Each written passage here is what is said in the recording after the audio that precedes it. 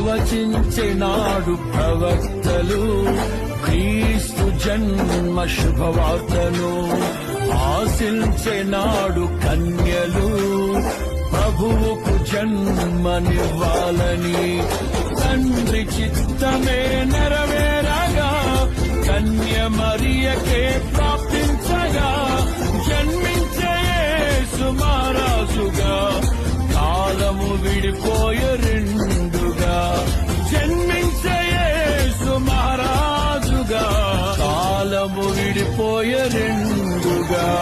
స్తుతియు మహిమ ప్రభావము ఎల్లవేళల ప్రభుకే చెందును, స్తుతియు మహిమ ప్రభావము ఎల్లవేళల ప్రభుకే చెందును. రక్షకుని జన్మస్థలమా యూదయ బెత్లెహేము,